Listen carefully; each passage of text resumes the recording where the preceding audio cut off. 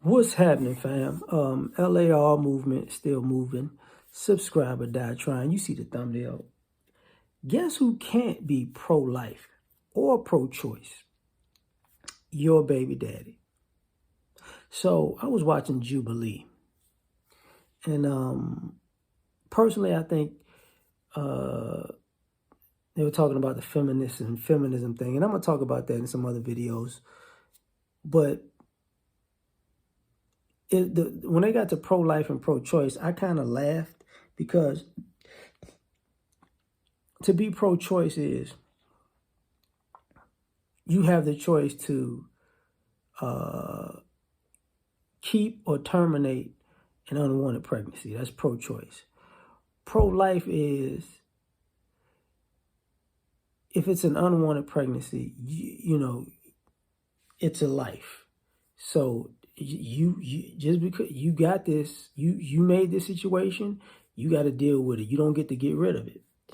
But the irony of that is when people say pro-choice or pro-life, they pretty much say it's a woman's decision. And the funny part about the feminism thing, about feminism having the option to be strong and independent or be a housewife, is choice. But you know who isn't, but women aren't pro-choice when it comes to men, or pro-life when it comes to men. Because your body, your choice, his child, but not his decision. It's only your decision. So when it comes to being pro-choice, your baby daddy has no say-so in the matter. Now, there are people who've gotten abortions because, the guy said, look, I don't want the kid. That's the minority. But somehow, even with those guys, they're looked at as the scum of the earth. But here's the thing. When a mother doesn't want a child, she's looked at as making a reasonable decision because it's her choice. Nobody can judge her. Now, if somebody could judge him for being pro-choice when he said, I don't want it, and he's demonized because all of a sudden, the hypocrisy of it is when a man says he doesn't want a child or he's pro-choice, he's a murderer, he's killing his own baby. When a woman says, I'm pro-choice, it's her body, her choice. The hypocrisy is just blatant. Same thing with pro-life. When does the father in that scenario can say, hey, look, I'm for this child. Yes, it's an unwanted pregnancy, but here's what I need you to do. Have the baby. I'll take care of the baby. And you can sign over your rights and go be free. No, you don't see, guys don't get to make that choice. They can't choose their kid's life. See what I'm saying? So, if a man got a woman pregnant, and she doesn't want it, and he does,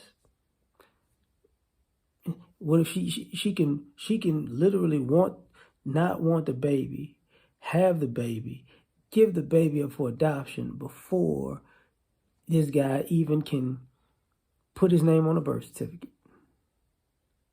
She doesn't have to say, she can lie to the guy, which I'm going to talk about in another video also, where, a lot of this stuff is a lot of gray area because it's pro-life when convenient, pro-choice when convenient.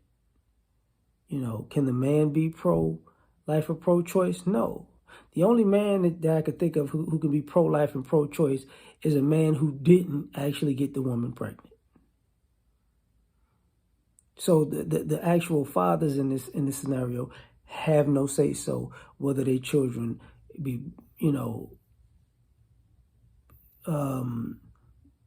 be carried to term or be terminated. But when the baby's here, it's his responsibility.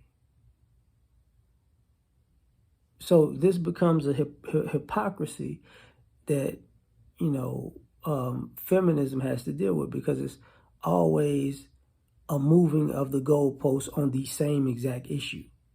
So, when people talk about